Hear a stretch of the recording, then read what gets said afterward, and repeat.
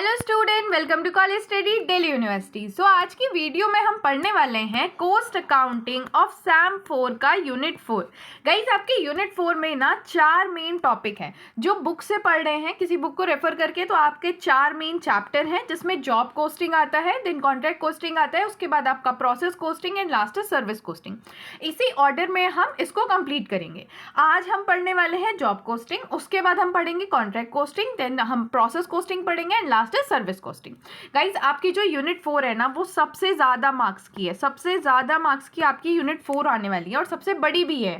तो आपको ना मेरे साथ साथ इसे कंप्लीट करना है। ऐसे मत सोचना कि अभी बस एक बारी में पूरा देख लेते हैं, नहीं। अगर आज मैं जॉब कोस्टिंग पढ़ा रही हूँ, मैं गैप में वीडियो डालूंगी, तो 2 दिन का आपको टाइम मिलेगा या 1 दिन का आपको टाइम मिलेगा। आपको मेरे साथ जॉब कोस्टिंग पढ़ लेना है, इसके न्यूमेरिकल कर लेने हैं, एंड जो भी डाउट होगा तो वो आप टेलीग्राम पे पूछ सकते हो या फिर आप कमेंट सेक्शन में पूछ सकते हो। नेक्स्ट डे पे या अल्टरनेटिव डे पे फिर मैं प्रोसेस कोस्टिंग या फिर नेक्स्ट कॉन्ट्रैक्ट कोस्टिंग डालूंगी, तो आपको वो वाली वीडियो वहीं पे खत्म करके पूरा कॉन्सेप्ट कंप्लीट कर लेना है। Your exams are very near, तो डिले मत करना। तो चलिए शुरू करते हैं। थोड़ा सा मैं कॉन्सेप्ट पढ़ाऊंगी, फिर उसके बाद हम क्वेश्चन करना शुरू करेंगे। तो देखो, जॉब कोस्टिंग को ना जॉब ऑर्डर कोस्टिंग भी कहते हैं। इसमें क्या होता है कि कोई भी एक जॉब आती है, उसको कंप्लीट करा जाता है और उसी की पूरी कोशीट बनाई जाती है। मतलब ऐसे पूरा का पूरा प्रोडक्ट नहीं देखा जाता। एक कोई भी जॉब आती है, मान लो आप टेलर है, आपके यहाँ पे कोई पास में, तो टेलर के पास आपने अपना एक कोई कपड़ा दिया है, सूट सिलवाने को दिया है। फॉर अ गर्ल सूट सिलवाने को दिया है, फॉर अ बॉयज उन्होंने अपना सफारी सूट वगैरह सिलवाने को दिया। तो अब टेलर के लिए ये एक जॉब है, ठीक है। तो टेलर क्या करेगा, आपका कपड़ा पूरा सिलेगा, उसकी जो भी कॉस्ट आएगी वो आपको बता देगा, तो उसकी एक जॉब खत्म होगी। This is how the job costing work. Factories में क्या होता है कि कोई एक ऑर्डर आता है, ठीक है, कस्टमाइज्ड ऑर्डर आता है कि ये ऑर्डर आपको बनाना है, तो वो ऑर्डर पूरा कंप्लीट करा जाता है, उसकी पूरी कॉस्ट निकाली जाती है with the help of job cost sheet, जो हमने कोस्ट शीट अभी सीखी है, ठीक है। और देन उसके बाद बता दिया जाता है कस्टमर को कि जी इतनी आपकी कॉस्ट है, ठीक है। कॉस्ट नहीं बताई जाती, सॉरी, प्राइस बता दिया जाता है, कॉस्ट में प्रॉफिट ऐड करके। इसी तरीके से जॉब कोस्टिंग काम करता है। इसके फीचर्स क्या है कि कस्टमर स्पेसिफिक होता है। मतलब प्रोडक्शन जो होती है ना, वो तभी स्टार्ट होती है जब कस्टमर का ऑर्डर आता है और स्पेसिफिकेशन के हिसाब से प्रोडक्ट बनना शुरू होता है। यूनिक जॉब, हर एक जॉब ना अलग होती है। मान लो आपने जो सूट सिलवाना है, उसका कुछ और आपको डिजाइन चाहिए, ठीक है। कोई और पर्सन आया, ये चिंटू आया, चिंटू को जो सूट सिलवाना था उसका डिजाइन उसे कुछ और चाहिए था। तो सबकी ना अलग अलग रिक्वायरमेंट होती है, अलग करेक्टरिस्टिक होती है और हर चीज के लिए स्पेशल अटेंशन देनी पड़ती है। वेरिएबल प्रोडक्शन फ्लो, जो फ्लो होता है ना प्रोडक्शन का, वो एक डिपार्टमेंट से दूसरे डिपार्टमेंट में नहीं होता है, बल्कि हर जॉब का अलग नेचर होता है और वो अलग डिपार्टमेंट में उसको प्रोसेस करा जाता है। देन आता है जॉब कोस्टिंग यूज। देखो, जॉब कोस्टिंग कहाँ यूज होती है, तो प्रिंटिंग प्रेस में यूज होती है, ऑटोमोबाइल रिपेयर शॉप में यूज होती है, इंटीरियर डेकोरेशन में, जनरल इंजीनियरिंग में या मशीन टूल में। अब मान लो आपको अपने घर का डेकोरेशन कराना है, तो आपको अलग डेकोरेशन कराना होगा। वहीं चिंटू आया, तो चिंटू को अपने घर का अलग इंटीरियर डेकोरेशन कराना होगा। आप अपना फोन लेके गए, तो आपको अपने फोन में अलग काम करवाना है, चिंटू को अपने फोन में अलग काम करवाना है, तो ये यहाँ पे यूज होता है। मेन ऑब्जेक्टिव क्या है कि प्रॉफिटेबिलिटी एनालिसिस हो जाता है। मतलब चिंटू का जो काम है उसे करने से कितना प्रॉफिट कंपनी को हुआ, कंपनी आराम से निकाल सकती है। मिंटू का काम करने से कितना प्रॉफिट हुआ, कंपनी आराम से निकाल सकती है। इस बेसिस पे कंपनी ये भी डिस्टिंग्विश कर सकती है कि कौन सी जॉब प्रॉफिटेबल है और कौन सी अनप्रॉफिटेबल है। फ्यूचर में प्लानिंग कर सकती है एंड देन कॉस्ट को कंट्रोल कर सकती है। देन आता है जॉब कोस्टिंग का प्रोसीजर। देखो, जॉब कोस्टिंग का प्रोसीजर कई बार थ्योरी में पूछ लिया जाता है, इसलिए मैंने शॉर्ट फॉर्म में बताया है आपको, इसको पढ़ लेना। देखो, सबसे पहले जॉब नंबर असाइन होता है। मतलब जो भी ऑर्डर एक्सेप्ट करा जाता है ना, उसको एक नंबर असाइन कर दिया जाता है और प्रोडक्शन की जितनी भी स्टेज होती हैं उनको आइडेंटिफाई करा जाता है इसी नंबर से। देन उसके बाद production order, production control department क्या करता है कि प्रोडक्शन ऑर्डर को इशू कर देता है। इससे क्या होता है कि जो काम है वो स्टार्ट हो जाता है। देन उसके बाद जॉब की कोस्ट शीट प्रिपरेशन होती है। अभी आपने कोस्ट शीट सीखी है ना, आई होप आप सब ने ढंग से कोस्ट शीट सीख ली है। तो अब इंडिविजुअल जॉब की कोस्ट शीट प्रिपेयर करी जाती है, जिसके अंदर हम जो है कोस्ट डिटरमाइन करते हैं और इस कोस्ट पे ही हम प्रॉफिट लगा लेते हैं और अपना सेल प्राइस डिटरमाइन करते हैं।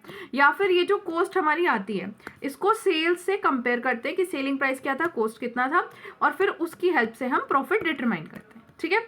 तो इस तरीके सारी चीजें चलती है। Then recording a cost on a job cost sheet, किस तरीके से हम कॉस्ट को रिकॉर्ड करते हैं जॉब कोस्ट शीट में। तो देखो, डायरेक्ट मटेरियल रिकॉर्ड होता है, इंडिविजुअल जॉब का जो भी मटेरियल यूज हुआ है उसको लिख देते हैं। डायरेक्ट वेजेस को रिकॉर्ड करते हैं with the help of clock card या जॉब कार्ड। देन जो भी डायरेक्टली एक्सपेंस आई होती हैं उस जॉब में, वो हम वहाँ पे लिख देते हैं एंड देन ओवरहेड असाइन करते हैं। एक बार जो जॉब कंप्लीट हो गई, तो उसके बाद हम क्या करते हैं, कोस्ट को ट्रांसफर कर देते हैं कोस्ट ऑफ सेल्स अकाउंट में, और फिर कोस्ट को सेल से कंपेयर करके प्रॉफिट डिटरमाइन कर लेते हैं। ये तो था पूरा theoretical portion of job costing. अब हम चलते हैं न्यूमेरिकल पोर्शन पे। हम न्यूमेरिकल से ही शुरुआत करेंगे ताकि आपको ये समझ आ जाए कि किस तरीके से क्वेश्चन होना है। ठीक है, क्वेश्चन को मैं इस तरीके से थ्योरी में आपको नहीं पढ़ा रही। यहाँ पे मैंने एक क्वेश्चन ले लिया, एक बार इसको पढ़ते हैं। The following direct cost are incurred for a job number 415 to the standard radio company. देखो यहाँ पे दे दिया है कि हमारे जॉब का नंबर क्या है, 415। ठीक है, और ये कॉस्ट है जो इस जॉब को मतलब इस जॉब को कंप्लीट करने में आई है। आगे पढ़ते हैं। मटेरियल कॉस्ट दे रखी है, वेजेस हमें दे रखी है डिपार्टमेंटल वाइज। ठीक है, डिपार्टमेंट ए का कितना, बी का कितना, सी का कितना। उसके बाद ओवरहेड दे रखा है 3 डिपार्टमेंट का। वेरिएबल ओवरहेड हमें दे रखा है, लेकिन हमें टोटल यहाँ पे कैलकुलेशन काफ़ी सारी करनी पड़ेगी, वो मैं आपको भी बताऊंगी। देन हमें फिक्स्ड ओवरहेड दे रखा है। हमें बोला है you are required to calculate the cost of job 415 and calculate the price to give the profit of 25% on selling price. हमें कॉस्ट पता करनी है, इसके अलावा हमें प्राइस पता करना है। ठीक है, प्राइस पता करना है प्रॉफिट ऐड करके, मतलब कॉस्ट में हमें प्रॉफिट ऐड करना है और उसके बाद सेलिंग प्राइस पता करना है। तो देखो यहाँ पे हमें बेसिकली कोस्ट शीट ही बनानी है। तो आपको अगर कोस्ट शीट का फॉर्मेट याद है तो आपको बस वही करना है।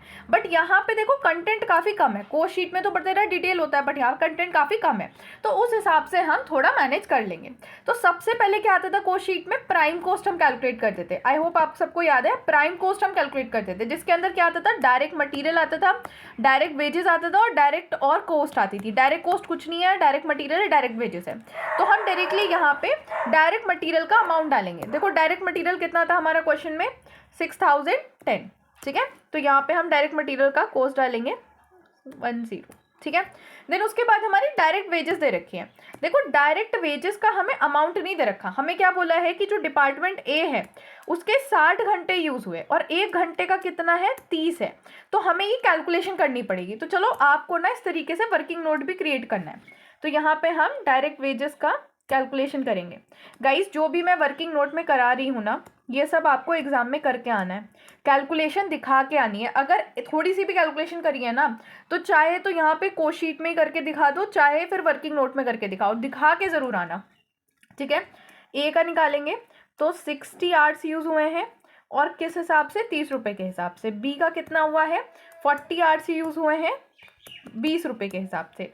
और सी का कितना है, 20 आवर्स यूज़ हुए हैं 50 रुपये के हिसाब से। ठीक है, तो हम इसकी कैलकुलेशन करेंगे तो यहाँ पे आ जाएगा 1800। आई होप आप सभी के पास कैलकुलेटर है। लेटते हुए, इंस्टाग्राम चलाते हुए, टीवी देखते हुए इस क्वेश्चन को मत देखना, वरना फिर आप लोग कमेंट करोगे कि मैम ये कहाँ से आ गया और वो कहाँ से आ गया। गाइस ध्यान से देखो, आपको सारी चीज़ें समझ आ जाएंगी। और इधर उधर से ये ध्यान हटा लो, जो लोग अपने फ्रेंड की बातें सुन रहे हैं या फिर जो अपने रूममेट की बातें सुन रहे हैं, मम्मी पापा की बातें सुन रहे हैं, पढ़ाई में दिमाग लगाओ अपना। ठीक है, देन उसके बाद सी का क्या है, 20 की मल्टीप्लाई 50 से करेंगे 1000 आ जाएगा। तो टोटल हमारा जो वेज का अमाउंट है वो आ जाएगा 3600। ठीक है, अब इस अमाउंट को हम यहाँ पे शीट में लिख देंगे। डायरेक्ट वेजेस हमने कैलकुलेट कर ली, यहाँ पे हम डाल देंगे 3600। अब देखो डायरेक्ट मटेरियल और डायरेक्ट वेजेस को ऐड करके क्या आता था, प्राइम कॉस्ट। तो हमारे पास जो भी अमाउंट आ जाएगा, ये प्राइम कॉस्ट का अमाउंट हमें कैलकुलेट करके आ जाएगा। इन दोनों को ऐड कर देंगे तो हमारे पास जो प्राइम कॉस्ट है वो आ जाएगी, दैट इज 9610। ठीक है, अब हमें क्या करना है, हमें ओवरहेड का कॉस्ट डालना है। ठीक है, वेरिएबल ओवरहेड और फिक्स्ड ओवरहेड। तो फिर से क्वेश्चन पे चलते हैं। यहाँ पे हमें जो वेरिएबल ओवरहेड दे रखा है ना, वो इतने घंटों का नहीं दे रखा। हमारा जो आवर्स यूटिलाइज हुए हैं वो 60, 40 और 20 हुए हैं, और हमें वेरिएबल ओवरहेड दे रखा है 15,000 for 1500 hour, 4000 for 200 hour and 12,000 for 300 hour. तो हमें यहाँ पे भी ना कैलकुलेशन करनी पड़ेगी। ठीक है, तो हम फिर से वर्किंग नोट चलते हैं, पहले वर्किंग नोट कैलकुलेट करते हैं। देखो सबसे पहले हमें डिपार्टमेंट ए की कैलकुलेशन करनी है। हमें क्या दे रखा है कि 15,000 रुपये फॉर 1500 घंटे। ठीक है, तो इसका मतलब क्या है, 1 घंटे का अमाउंट कितना आ जाएगा, 1 घंटे का अमाउंट आ जाएगा 10 रुपये। ठीक है, फिर आता है हमारा डिपार्टमेंट बी। डिपार्टमेंट बी में क्या दे रखा है, 4000 और कितने आवर्स के लिए, 200 आवर्स के लिए। तो यहाँ पे हमारा 1 घंटे की जो कॉस्ट आ जाएगी वो आ जाएगी 20। फिर आ जाता है हमारा डिपार्टमेंट सी। डिपार्टमेंट सी में क्या दे रखा है, 12,000 फॉर 300 आवर्स। ठीक है, तो हमारी जो 1 घंटे की कॉस्ट आ जाएगी दैट विल बी 40 आवर्स, हमारी 1 घंटे की कॉस्ट आ जाएगी। अब हमने पर आवर की कॉस्ट जो है वो कैलकुलेट कर ली है, और अब हमें क्या निकालना है कि हमें 60 आवर्स की कॉस्ट निकालनी है, 40 आवर्स की और 20 आवर्स की कॉस्ट निकालनी है ना। इतने ही तो हमारे आवर्स यूटिलाइज हुए हैं ना इसको इस जॉब को कंप्लीट करने में। तो अब देखो हम ओवरहेड को कैसे लिखेंगे। अब हम क्या करेंगे, आगे ही कैलकुलेशन में यहाँ करके दिखा रही हूँ। हम यहाँ पे 10 की मल्टीप्लाई करेंगे 60 से, क्योंकि हमारे आवर्स कितने यूटिलाइज हुए डिपार्टमेंट ए के 60, ठीक है। फिर हम क्या करेंगे 40 की मल्टीप्लाई करेंगे 20 से, ठीक है। सी में क्या करेंगे 20 की मल्टीप्लाई करेंगे हम 40 से, ठीक है। अब इसकी पूरी कैलकुलेशन करके हमारे पास जो अमाउंट आएगा वो हमारा वेरिएबल ओवरहेड में चला जाएगा। सो कैलकुलेट करके आएगा 2200। अब इस 2200 को हम क्या करेंगे कि अपने यहाँ पे कोशीट में डाल देंगे। हमारा ये ओवरहेड है ना, वेरिएबल ओवरहेड, यहाँ पे हम वैल्यू डाल देंगे 2200। अब आती है कैलकुलेशन फिक्स्ड ओवरहेड की। तो देखो फिक्स्ड ओवरहेड में भी हमें कैलकुलेशन करनी पड़ेगी। यहाँ दे रखा है कि फिक्स्ड ओवरहेड कितना है 40,000 है, लेकिन ये कितने वर्किंग आवर के लिए है 2000 वर्किंग आवर के लिए। बट हमारी जॉब में क्या 2000 वर्किंग आवर यूज हुए हैं? नहीं। डिपार्टमेंट ए के 60 आवर यूज हुए हैं, डिपार्टमेंट बी के 40, डिपार्टमेंट सी के 20 यूज हुए हैं। तो अगर हम इनका टोटल करें, टोटल आवर्स निकालें, तो टोटल आवर्स हमारे कितने यूज हुए हैं 120 आवर्स यूज हुए हैं। यहाँ पे जो कॉस्ट दे रखी है 2000 आवर्स की दे रखी है, तो हमें 120 आवर्स का फिक्स्ड ओवरहेड कैलकुलेट करना होगा। तो देखो अब इसकी कैलकुलेशन कैसे होगी, हम जो टोटल ओवरहेड है उसको डिवाइड करेंगे जितने आवर्स का वो दे रखा है, ठीक है, और मल्टीप्लाई कर देंगे जितने आवर्स का हमें निकालना है। जब आप इसको कैलकुलेट करोगे तो आपके पास आंसर आएगा 2400। ये हमारी फिक्स्ड ओवरहेड की कॉस्ट हो गई फॉर दिस जॉब। अब यहाँ पे हम लिख देंगे अपना फिक्स्ड ओवरहेड 2400, ठीक है। अब ये जो प्राइम कॉस्ट है इसके अंदर जब हम ये वाली दोनों कॉस्ट ऐड कर देंगे तो हमारे पास कॉस्ट ऑफ सेल्स आ जाएगा। क्यों? क्योंकि और कुछ तो हमें दे नहीं रखा। हमारे पास जो टोटल कॉस्ट आएगी दैट इज 14,210। क्या हमारा क्वेश्चन यहीं पे कंप्लीट हो गया? नहीं गाइस, अभी तक हमारा क्वेश्चन कंप्लीट नहीं हुआ। क्यों? क्योंकि हमसे उन्होंने कॉस्ट मांगी थी, उसके अलावा हमसे सेलिंग प्राइस भी मांगा था। और क्या कहा था कि जो प्रॉफिट है वो 25% है सेलिंग प्राइस पे। अगर आपने मेरी जो पहली वीडियो थी कॉस्ट शीट की वो ध्यान से देखी होगी तो वहाँ पे मैंने आपको ये चीज़ सिखाई थी कि कैसे कैलकुलेशन करते हैं। क्योंकि यहाँ पे हमारे पास सेलिंग प्राइस नहीं है, हमारे पास सिर्फ कॉस्ट है, और हमसे क्या कहा है कि जो प्रॉफिट है, प्रॉफिट 25% है सेलिंग प्राइस का। अब इसकी कैलकुलेशन कैसे करते हैं, देखो प्रॉपर कैलकुलेशन मैंने उसमें बता दी थी। यहाँ पे मैं आपको एक और शॉर्टकट बताती हूँ। अब ये शॉर्टकट क्या है इसको ध्यान से सुनना, एक बार दिमाग में आ गया तो कैलकुलेशन ईजी हो जाएगी। क्या बोला है कि सेलिंग प्राइस जो प्रॉफिट है हमारा वो 25% है सेलिंग प्राइस का। 25% को पहले एक बारी फ्रैक्शन में लिखो, कितना आएगा, लिखो फ्रैक्शन में कितना आ रहा है, 1/4 आ रहा होगा, है ना।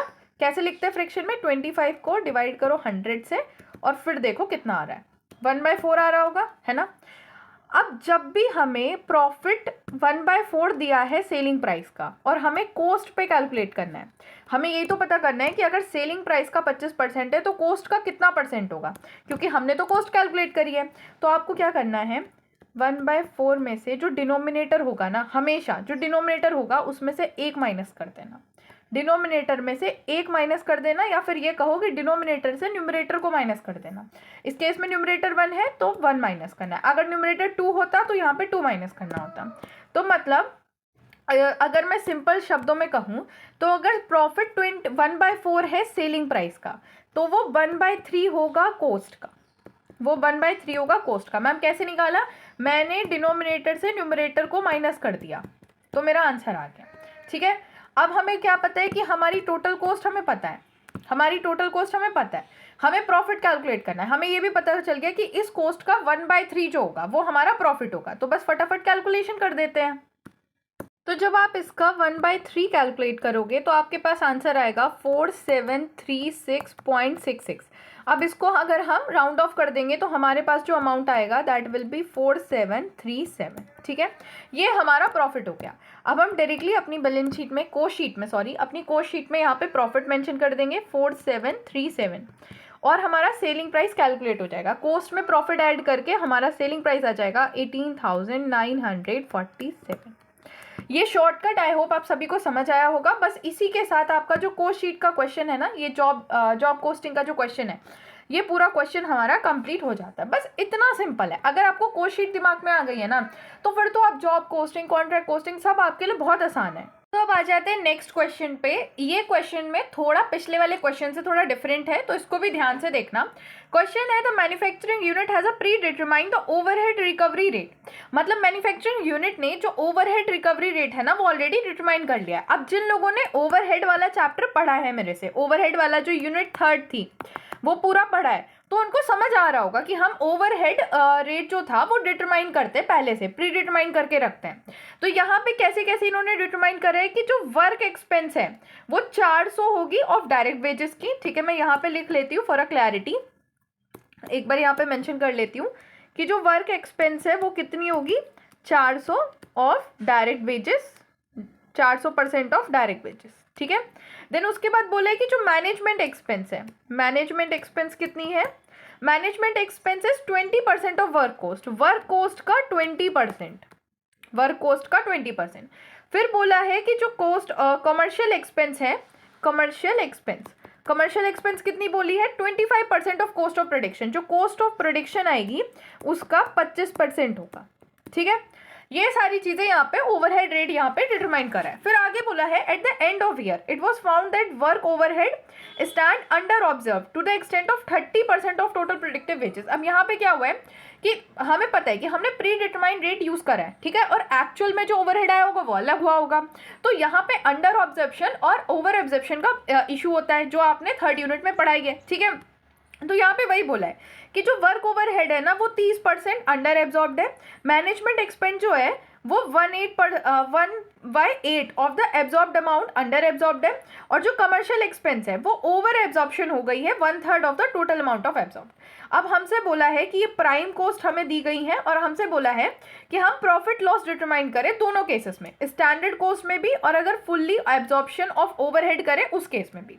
तो देखो हमें कुछ इस तरीके से कॉस्ट शीट बनानी है। तो 3 जॉब है यहाँ पे, 3 जॉब आप देख रहे होंगे, तो मैंने यहाँ पे 3 कॉलम बना लिए। ठीक है, अब सबसे पहले हमें प्राइम कॉस्ट निकालना है, मतलब जो कॉस्ट शीट का बेसिक फॉर्मेट होता है ना वही हमें फॉलो करना है। हमें प्राइम कॉस्ट निकालना है। प्राइम कॉस्ट निकालने के लिए डायरेक्ट वेजेस और डायरेक्ट मटेरियल का अमाउंट चाहिए। तो देखो डायरेक्ट मटेरियल और डायरेक्ट वेजेस हमें यहाँ पे दे रखा है, तो सिंपल यहाँ से हम यहाँ पे अपनी कॉस्ट शीट में फिल कर देंगे। अब देखो ये सारा जितना भी अमाउंट क्वेश्चन में दे रखा था वो मैंने यहाँ पे शीट में फिल कर दिया है।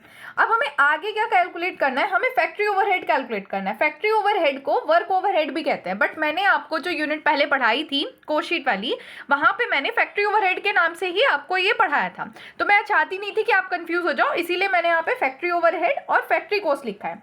आप इसको वर्क कॉस्ट और वर्क ओवरहेड भी लिख सकते हो। अब हमें फैक्ट्री ओवरहेड को कैलकुलेट करना है। तो देखो फैक्ट्री ओवरहेड कितना बोला है हमें, फैक्ट्री ओवरहेड बोला है 400% of the direct wages. Direct wages जो है ना उसका 400% निकालना है। तो हम डायरेक्टली चलते हैं अपने वर्किंग नोट पे। आपको वर्किंग नोट जरूर बना के आना है। अब यहाँ पे हमें वर्क ओवरहेड निकालना है, तो पहले निकालते हैं जॉब ए का। जॉब ए का कितना है, 400% ऑफ हमारा जो डायरेक्ट वेजेस है। डायरेक्ट वेजेस कितनी है इसकी, 15.20। फिर निकालेंगे जॉब बी का। ठीक है, जॉब बी की कैलकुलेशन करेंगे। आई होप आप सभी के पास कैलकुलेटर है, मेरे साथ साथ कैलकुलेशन करना, तभी आपको चीज़ें समझ आएंगी, वरना चीज़ें समझने में दिक्कत हो सकती है और फिर आप कंफ्यूज हो सकते हो। ठीक है, यहाँ पे 7.20। अब जब आप इसकी कैलकुलेशन करोगे तो आपके पास ये आएगा 60.80। ठीक है, यहाँ पे आपके पास जॉब बी का अमाउंट आएगा 34.40 और जॉब सी का आएगा 28.80। अब इसी अमाउंट को हम अपनी कॉस्ट शीट में डाल देते हैं। जॉब कॉस्ट शीट में फैक्ट्री ओवरहेड हम अपना पूरा अमाउंट डाल देते हैं 60.80। यहाँ पे आ जाएगा हमारा 34.40 और यहाँ पे आ जाएगा 28.80। ठीक है, अब हम इसको ऐड कर देंगे, किसको, प्राइम कॉस्ट को और फैक्ट्री ओवरहेड को। तो हमारे पास जो आंसर निकल के आएगा वो आएगा हमारा फैक्ट्री कॉस्ट। तो जब आप इसको और इसको ऐड करोगे तो आपके पास आंसर आएगा 121.50। यहाँ पे आ जाएगा 75.60 और यहाँ पे आ जाएगा 62.80। ठीक है, अब हमें क्या निकालना है, मैनेजमेंट एक्सपेंस निकालनी है। मैनेजमेंट एक्सपेंस कैसे निकलेगी, तो जो वर्क कॉस्ट हमने निकाली है, या ये कहो कि फैक्ट्री कॉस्ट जो हमने निकाली है उसका 20% हमें करना होगा।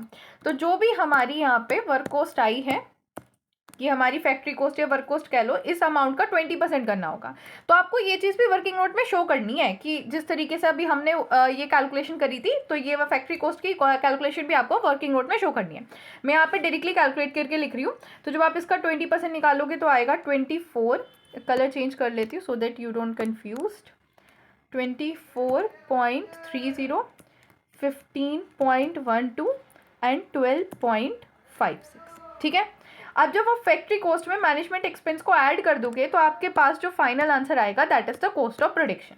कॉस्ट ऑफ प्रोडक्शन, तो इसको जब आप ऐड करोगे तो आपके पास आएगा यहाँ पे 145.80, यहाँ पे कैलकुलेट करके आएगा 90.72 और यहाँ पे आ जाएगा 75.36। दिस इज 75.36, ठीक है, 6। अब इतना होने के बाद हमें इसमें ऐड करनी है commercial expense for calculating a cost of sales. अब देखो हमारी जो कमर्शियल एक्सपेंस है that is cost of production का 25%। अब कॉस्ट ऑफ प्रोडक्शन तक तो हमने कैलकुलेशन कर ही ली है, ये आ गया हमारा। अब इसी का हम 25% निकाल के अपनी कमर्शियल एक्सपेंस लिखेंगे। तो यहाँ पे हमारा आ जाएगा 36.45, यहाँ पे कैलकुलेशन करके आएगा 22.68 और यहाँ पे आ जाएगा 18.84।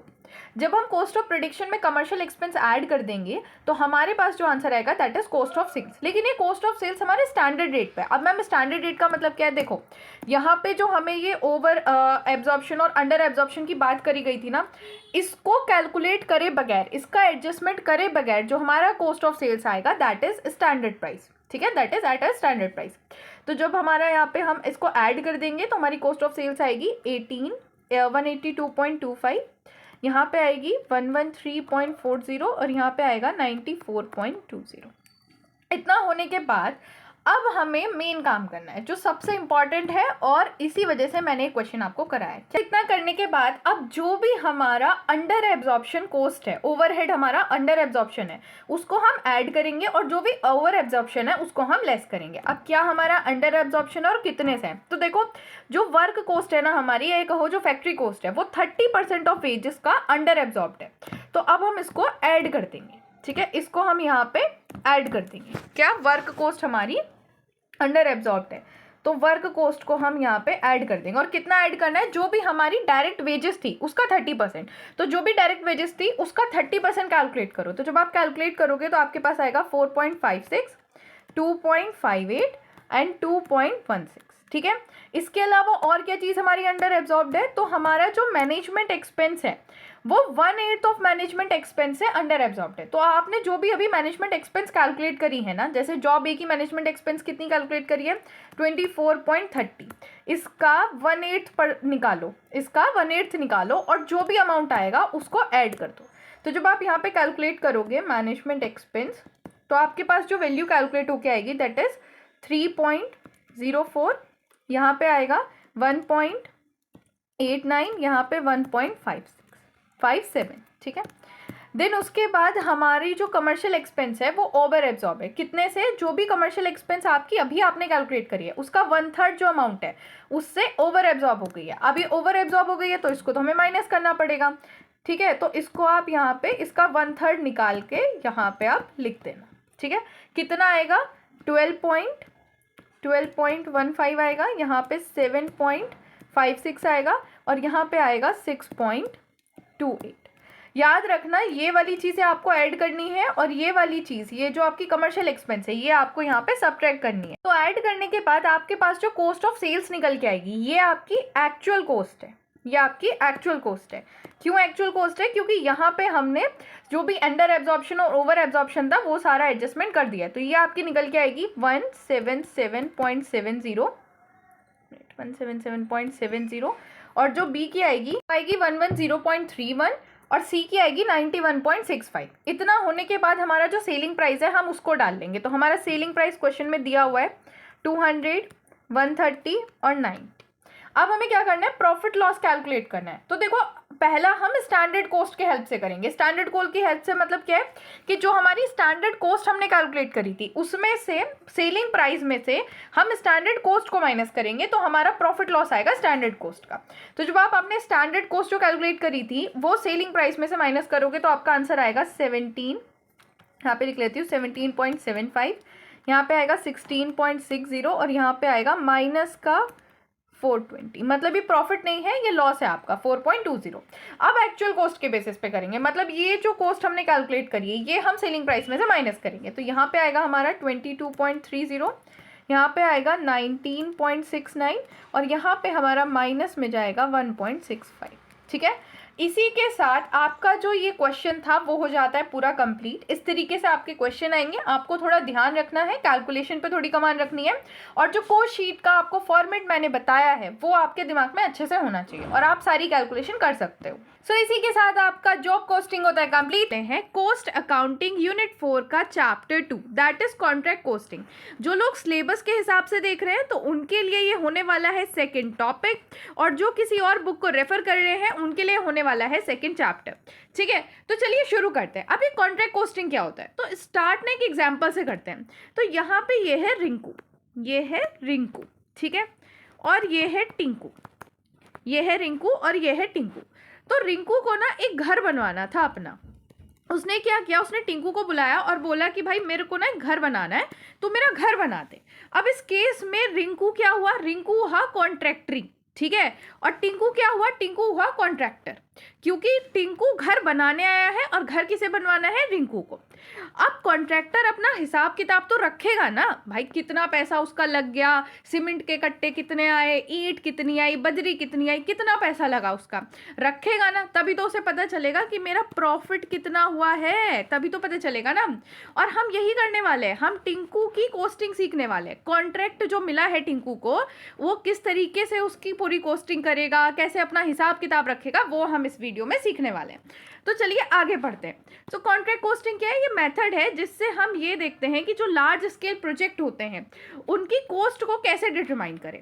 और ये जॉब कॉस्टिंग से अलग होता है, क्यों, क्योंकि जॉब कॉस्टिंग का ड्यूरेशन कितना होता है, छोटा सा होता है, स्केल कितना होता है, छोटा सा होता है। मैंने टेलर का एग्जाम्पल दिया था, टेलर को क्या काम जो करना होता है, मान लो आपका सूट वगैरह सिलना है, ठीक है, लड़कों का सूट सिलना है, लड़कियों का सूट सिलना है, ठीक है, कितने घंटे लग जाएंगे, हद से हद 5 घंटे लग जाएंगे, 6 घंटे लग जाएंगे, घंटे लग जाएंगे, दिन लग जाएगा।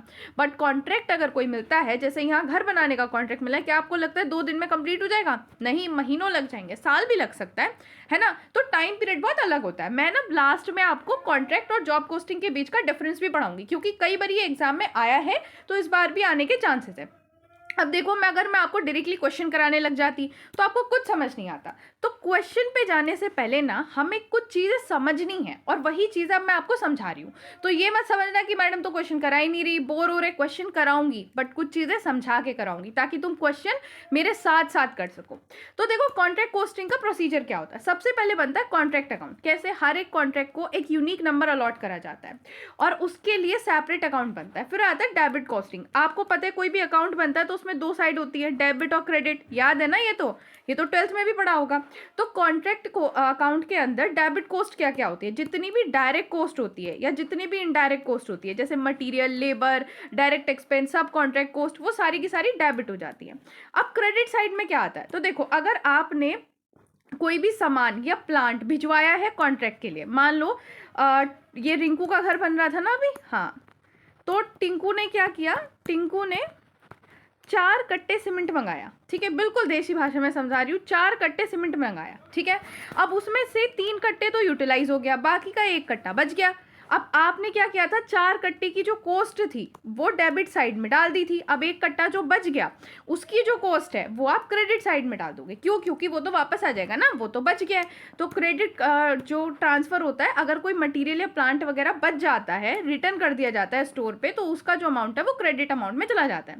देन आता है contract price and the work in progress. देखो, कॉन्ट्रैक्ट अकाउंट को क्रेडिट कर दिया जाता है कॉन्ट्रैक्ट प्राइस से, लेकिन मान लो अगर रिंकू का जो घर है वो 1 साल के अंदर नहीं बना, तो अब बैलेंस शीट तो हर साल बनती है ना, मान लो 1 साल के अंदर नहीं बना, बैलेंस शीट तो हर साल बनती है, तो आप जो है कॉन्ट्रैक्ट प्राइस से क्रेडिट नहीं करोगे, किससे करोगे, वर्क इन प्रोग्रेस से, वर्क इन प्रोग्रेस से आप करोगे। अब वर्क इन प्रोग्रेस का कितना अमाउंट डालना है, कैसे डालना है, वो सब हम आगे पढ़ने वाले हैं।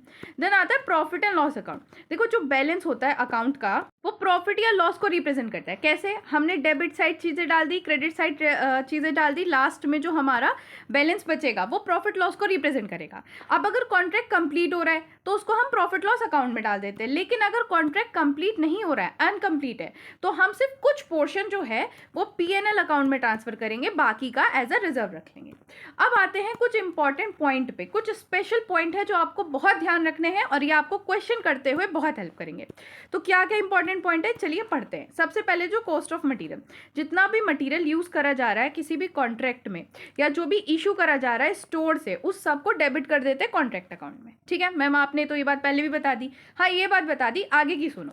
जो भी मटेरियल रिटर्न हो जाता है ना स्टोर को, मान लो कुछ सामान आपने स्टोर से इशू कर दिया था, बाद में वो रिटर्न हो गया वापस क्योंकि वो यूज नहीं हुआ कॉन्ट्रैक्ट में, तो इसको मटेरियल नोट अकाउंट से डिनोट करते हैं और उसको क्रेडिट कर देते हैं कॉन्ट्रैक्ट अकाउंट में। अभी डेबिट किया था, फिर आप क्रेडिट कर दोगे। ठीक है, अगर कोई मटेरियल मान लो आपको स्टोर में भी वापस नहीं करा, लेकिन वो अनयूज्ड रह गया साइट पे eight the end of the accounting period, तो उसको भी क्रेडिट कर देते हैं कॉन्ट्रैक्ट अकाउंट में और उसे कैरी फॉरवर्ड कर लेते हैं नेक्स्ट ईयर। कैरी फॉरवर्ड क्या होता है मैम? अब जो होशियार बच्चे हैं ना, जिन्हें पता है, कमेंट सेक्शन में फटाफट बता दो कैरी फॉरवर्ड क्या होता है।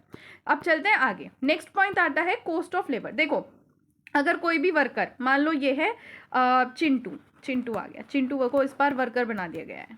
ठीक है, ये है चिंटू, ये वर्कर है। अगर चिंटू जो है वो सिर्फ एक स्पेसिफिक कॉन्ट्रैक्ट पे काम कर रहा है, तो उसकी जितना भी कॉस्ट आएगा, उसकी जितनी भी वेजेस का अमाउंट आएगा, वो सारा का सारा उस कॉन्ट्रैक्ट में चार्ज कर दिया जाएगा। बट मान लो चिंटू बहुत मेहनती है, वो बहुत सारे स्मॉल कॉन्ट्रैक्ट साइट पे काम कर रहा है, तो अब कैसे पता चलेगा चिंटू की जो वेजेस है वो किस तरीके से किस कॉन्ट्रैक्ट पे चार्ज होगी? तो उसके लिए टाइम शीट बनाई जाती है ताकि जो लेबर कॉस्ट है वो प्रॉपरली एलोकेट हो जाए। इसके अलावा एक हेड ऑफिस पर्सोनल को भी रखा जाता है ताकि जो साइट है उसको वो सुपरवाइज कर सके और कोई भी वेज फ्रॉड ना हो। देन आता है treatment of plant and depreciation. देखो ये बहुत ही इंपॉर्टेंट है, स्टूडेंट बहुत ज़्यादा इसमें कंफ्यूज होते हैं। दो डिफरेंट मेथड बताए गए हैं प्लांट इक्विपमेंट और के डेप्रिसिएशन को हैंडल करने के लिए।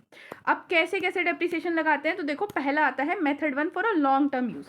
अगर कोई भी मशीनरी हमें कॉन्ट्रैक्ट में लॉन्ग टर्म के लिए चाहिए, अब क्या होता है कि मान लो किसी को ब्रिज बनवाना है, तो ऐसा तो है नहीं 1 साल में ब्रिज बन जाएगा, कभी कभी लग जाते हैं 5 से 6 ईयर भी। ठीक है, तो अगर लॉन्ग टाइम के लिए कोई भी मशीनरी चाहिए तो उसका ट्रीटमेंट कैसे होता है? हम क्या करते हैं, जैसे हमने अकाउंट बनाया, कॉन्ट्रैक्ट अकाउंट बनाया, ठीक है, तो हम डेबिट साइड में जो भी इंस्टॉल्ड प्लांट है उसकी पूरी कॉस्ट डाल देंगे। यहाँ पे कॉस्ट ऑफ इंस्टॉल्ड प्लांट यहाँ आ जाएगा। ठीक है, अब 5 साल बाद या 1 साल बाद, ठीक है, हर साल बनता है ना अकाउंट, तो चलो हर साल का ले लेते हैं, तो 1 साल बाद हमने उस प्लांट की जो वैल्यू थी वो मेज़र करी।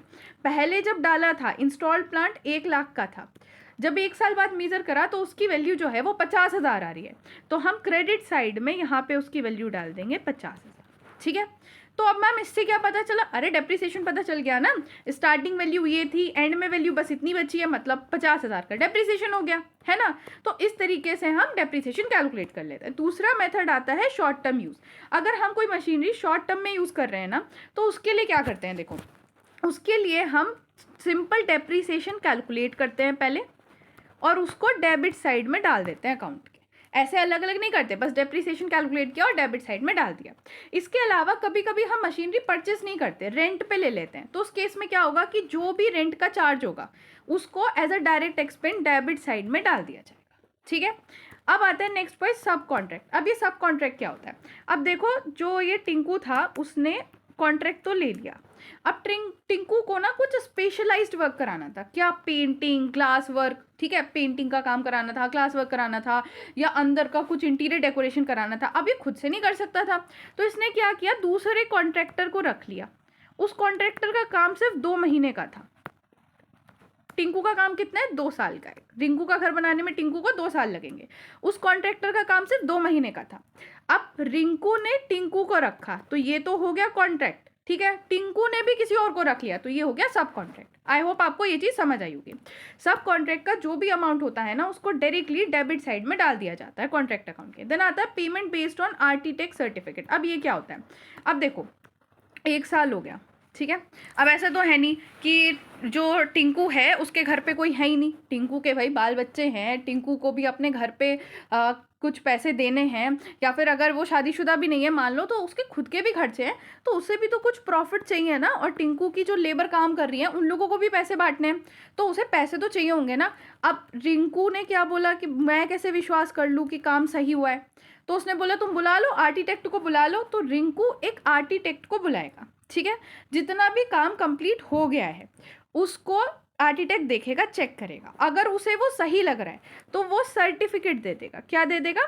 सर्टिफिकेट दे देगा, ठीक है। और इसे ही कहते हैं आर्किटेक्ट सर्टिफिकेट। इसी सर्टिफिकेट के बेस पे रिंकू जो है टिंकू को पेमेंट करेगा। आई होप आपको समझ आया। अब देखो, work certified and a work uncertified. जो इनकम्प्लीट वर्क इन प्रोग्रेस होता है ना, उसको दो कैटेगरी में डिवाइड किया जाता है। एक होता है वर्क सर्टिफाइड और दूसरा work uncertified. This is the work properly approve by the architect और इंजीनियर। जो आर्किटेक्ट और इंजीनियर जिस काम को अप्रूव कर देता है कि हाँ जी ये काम बहुत सही हुआ है, बिल्कुल सही हुआ है, उसे कहते हैं वर्क सर्टिफाइड। जिसको नहीं करता वो आता है वर्क अनसर्टिफाइड, ठीक है। ये बोथ फिगर क्रेडिट साइड में कॉन्ट्रैक्ट अकाउंट के रिफ्लेक्ट होती है। जब मैं आपको अभी परफॉर्मा दिखाऊंगी ना तब आपको समझ आ जाएगा। अभी बस ध्यान से सुनो, सिर्फ सुनो, थोड़ा बहुत ध्यान में आ रहा है, ठीक है। बस इधर उधर ध्यान मत लगाओ। ये जो लोग इंस्टाग्राम खोल रहे हैं, इधर उधर पानी वानी पीने जा रहे हैं बार बार, और इधर उधर दिमाग लग रहा है, फ़ोन चला रहे हैं, कुछ कर रहे हैं, मत करो। ध्यान से भी सुन लो। जब मैं आपको परफॉर्मर बताऊंगी ना तो फिर मत कहना कि मैम समझ नहीं आ रहा है, क्या टिंकू, क्या चिंटू, क्या मिंटू, कुछ नहीं पता चल रहा है। तब नहीं पता चलेगा, अभी ध्यान से समझ लो। नेक्स्ट आता है retention money and the cash ratio. देखो क्या होता है कि एक बार कॉन्ट्रैक्टी जो है वो पूरा देख लेता है कि कितना कितना वर्क जो है वो सर्टिफाइड हो गया, तो वो ना 100% नहीं देता। क्यों नहीं देता? अब मान लो ये रिंकू था ना, तो रिंकू ने क्या किया, टिंकू को जितना उसने काम कर दिया था उतने पूरे पैसे दे दिए। अब टिंकू क्या किया, पूरे पैसे मिल गए, जितना काम किया उतने पूरे पैसे मिल गए। टिंकू छोड़ के भग लिया कि बस हो गया बस, और उसे अच्छा काम मिल गया अच्छे पेमेंट पे, टिंकू तो छोड़ के भग लिया। रिंकू बेचारा परेशान है। तो ऐसा नहीं होता, रिंकू कभी भी पूरे पैसे नहीं देगा, 100% नहीं देगा जितना उसने काम करा है। कुछ पैसे रोक के चलेगा, क्यों? ताकि टिंकू छोड़ के ना भगे, ठीक है। और इसे ही कहते हैं कैश रेशो। कैश रेशो मतलब पे a fixed percentage, it is known as the cash ratio. और जितना अमाउंट उसने अपने पास रख लिया, मान लो 100% का सिर्फ 90% दिया, तो ये जो 10% बचा ना, इसे कहते हैं रिटेंशन मनी, ठीक है। ये डिपॉजिट की तरह काम करता है ताकि जो कॉन्ट्रैक्टर है वो काम छोड़ के ना चला जाए। नेक्स्ट आता है एक्स्ट्रा वर्क। अगर कॉन्ट्रैक्टर को कोई भी एडिशनल काम करना पड़ रहा है, ओरिजिनल एग्रीमेंट से हट के कोई भी काम करना पड़ रहा है, तो उसे कहेंगे एक्स्ट्रा वर्क। और इस एक्स्ट्रा वर्क को की जो भी कॉस्ट आएगी उसको डेबिट कर देंगे कॉन्ट्रैक्ट अकाउंट में, और इससे जो भी एक्स्ट्रा पैसे आएंगे उसको क्रेडिट कर देंगे कॉन्ट्रैक्ट अकाउंट में। नेक्स्ट आता है very important, very important clause, escalation clause. अब इसमें क्या होता है, देखो मान लो कॉन्ट्रैक्टर ने जब कॉन्ट्रैक्टी से अपना कॉन्ट्रैक्ट फाइनल किया था, तब उसने जो पेमेंट थी वो 1 लाख रुपए रखी थी, क्योंकि उस टाइम पे प्राइजेस बहुत कम थे। उसे था कि 50,000 में पूरा काम हो जाएगा, बाकी के 50,000 एज अ प्रॉफिट बच जाएंगे। लेकिन टाइम के साथ क्या हुआ कि अनएक्सपेक्टेड राइज हो गया कॉस्ट ऑफ मटेरियल और लेबर में, जिससे क्या हुआ कि कॉस्ट ही जो थी वो 2 लाख रुपए आ गई। अब 1 लाख का तो कॉन्ट्रैक्टर को नुकसान हो रहा है, तो उसके लिए ही ये क्लॉज लाया गया है। इसमें क्या है कि अगर अनएक्सपेक्टेडली अगर कॉस्ट ऑफ मटेरियल या लेबर बढ़ जाता है, तो उस केस में कॉन्ट्रैक्टर को पूरा हक है कि वो जो कॉन्ट्रैक्ट का प्राइस था उसको भी बढ़ा दे। अब मैम यहाँ पे कॉन्ट्रैक्टर का तो फायदा हो गया, बट कॉन्ट्रैक्टी का क्या, रिंकू का क्या? मान लो प्राइस अगर पहले 1 लाख रुपए रखा गया था, क्योंकि उसे था कि 50,000 की कॉस्ट आएगी, बट कॉस्ट जो थी वो तो कम हो गई, मतलब प्राइजेस घट गए अचानक से, सिर्फ 20,000 की कॉस्ट आई। तो उस केस में डी एक्सकेलेशन क्लॉज होता है, जिसके अंदर क्या होता है कि प्राइसेस को रिड्यूस कर दिया जाता है अगर कॉस्ट ड्रॉप हो जाती है। तो दोनों का फायदा रहता है इस क्लॉज में, ना तो कॉन्ट्रैक्टर को नुकसान होता है ना ही कॉन्ट्रैक्टी को होता है, ठीक है। देन आता है profit calculation on uncompleted contract. अगर कोई भी कॉन्ट्रैक्ट अनकम्प्लीटेड है, क्योंकि देखो घर बनने का टेन्योर कितना था, 2 साल का था, 2 साल का था ना। अब ऐसा तो नहीं है कि सारा का सारा प्रॉफिट तुम जो है लास्ट ईयर में दिखा दोगे। इससे क्या होगा कि देखो पिछले साल में तुम्हारा कोई प्रॉफिट नहीं हुआ, तुम्हें कोई टैक्स नहीं देना पड़ने का, बट अगर दूसरे साल में तुम सारा प्रॉफिट दिखाओगे तो तुम्हारा प्रॉफिट बहुत ही हाई हो जाएगा। और आधे से ज़्यादा पैसा तो तुम्हारा टैक्स लायबिलिटी में चला जाएगा। इसीलिए क्या होता है कि हर साल तुम थोड़ा थोड़ा प्रॉफिट दिखाते हो, उसके लिए प्रॉफिट की कैलकुलेशन भी करनी पड़ती है। अब प्रॉफिट की कैलकुलेशन आप पूरी तो नहीं कर सकते, क्यों? क्योंकि आपका जो कॉन्ट्रैक्ट था वो अनकम्प्लीट था। तो उसके लिए भी मेथड है। सबसे पहले है नॉशनल प्रॉफिट और दूसरा है एस्टिमेटेड प्रॉफिट। नॉशनल प्रॉफिट का हम तब यूज़ करते हैं जब काफ़ी दूर अभी हमारी जर्नी है, मतलब हमें काफ़ी टाइम लगेगा अपना पूरा काम कंप्लीट करने में। एस्टिमेटेड प्रॉफिट का हम तब यूज़ करते हैं जब बिल्कुल थोड़ा सा ही काम बचा हो, मतलब मान लो बहुत थोड़े टाइम का बचा है, कंप्लीट ही होने वाला है, 90% काम हो गया, तब हम एस्टिमेटेड का यूज़ करते हैं। और उससे कम अगर है तो नॉशनल प्रॉफिट का यूज़ करते हैं। अब नॉशनल प्रॉफिट क्या होता है? It is a difference between work certified plus the cost of work uncertified minus the cost of work to date. अब इसका मतलब क्या है, देखो एग्जाम्पल से समझते हैं। एग्जाम्पल पे आ जाते हैं। इसकी कैलकुलेशन क्या है कि जो भी वैल्यू है, जो भी वर्क हमारा सर्टिफाइड हो गया है उसकी वैल्यू, उसके अंदर जो भी कॉस्ट है वर्क नॉट सर्टिफाइड उसको ऐड कर देंगे। सर्टिफाइड की वैल्यू और जो कॉस्ट है, जो काम अभी सर्टिफाइड नहीं हुआ है, उसको ऐड कर देंगे।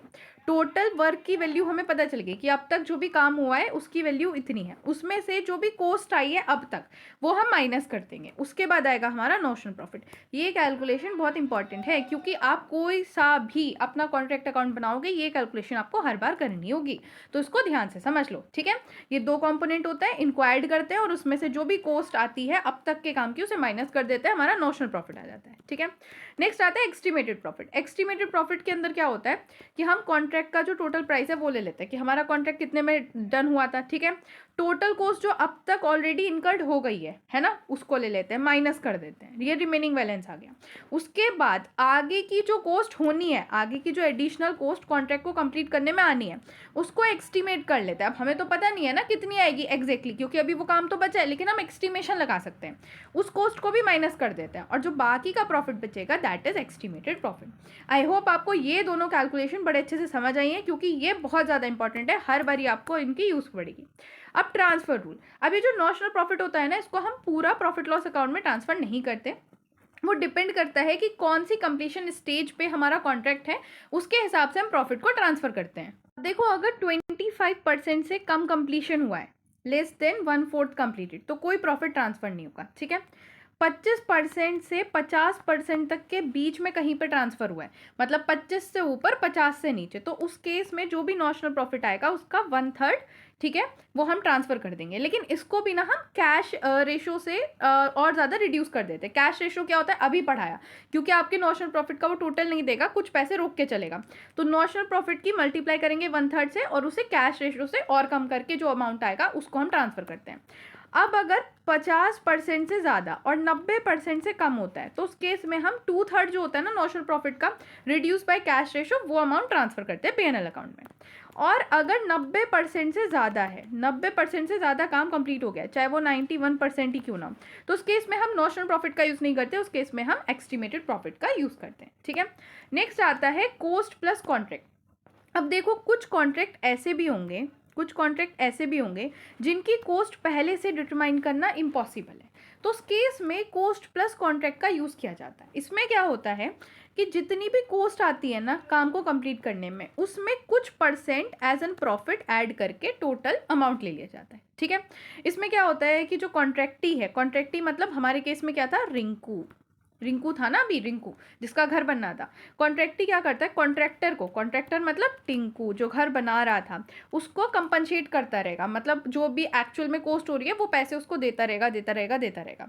उसके बाद जो टोटल कॉस्ट आ गई उसमें कुछ परसेंटेज वो ऐड कर देगा कि प्रॉफिट की, और वो प्रॉफिट का अमाउंट भी टिंकू को दे देगा। इस तरीके से काम होता है। अब इसमें एडवांटेज क्या होती है कॉन्ट्रैक्टर की, कि रिस्क नहीं रहता। मान लो अगर मार्केट प्राइस बढ़ गया तो कोई बात नहीं, का जो रिंकू है वही तो पैसे दे रहा है ना, कॉस्ट प्लस प्रॉफिट पे काम हो रहा है, तो उससे कोई रिस्क ही नहीं रहेगा कि अगर मार्केट प्राइस बढ़ भी गया तो भी कोई दिक्कत नहीं। लेकिन इस केस में क्या होता है कि एफिशिएंट वर्किंग से जो कॉस्ट है वो कम हो जाती है और प्रॉफिट भी कम हो जाता है। क्यों? क्योंकि प्रॉफिट कैसा आएगा, कॉस्ट प्लस प्रॉफिट, है ना। जितनी कॉस्ट आएगी उसका कुछ परसेंटेज ही आएगा, तो उससे फ़ायदा नहीं होता। अब आ जाते हैं last topic, that is difference between job costing and contract costing. ये गाइज इंपॉर्टेंट है क्योंकि पूछा जाता है कई बारी। अब देखो, सबसे पहले तो साइज एंड स्केल। देखो, जॉब कोस्टिंग छोटी होती है, कम साइज में होती है, जल्दी कंप्लीट हो जाती है। कॉन्ट्रैक्ट कोस्टिंग बड़ा होता है, बहुत ज़्यादा टाइम लगता है। दूसरा ड्यूरेशन को जॉब कोस्टिंग में बहुत कम टाइम लगता है, बट कॉन्ट्रैक्ट कोस्टिंग में ज़्यादा टाइम लगता है। देन आता है location of work. Job costing कहाँ होती है? जनरली वो फैक्ट्री प्रेमिसेस में होती है, ठीक है। लेकिन जो कॉन्ट्रैक्ट कोस्टिंग होती है वहाँ पे जो काम होता है वो साइट पे होता है, सारा का सारा साइट पे होता है, जितना भी काम होता है, ठीक है। इसके अलावा वॉल्यूम ऑफ वर्क, यहाँ पे बिजनेस कई सारे काम जो है, कई सारी जॉब साइमल्टेनियसली एक साथ मतलब हैंडल कर सकता है।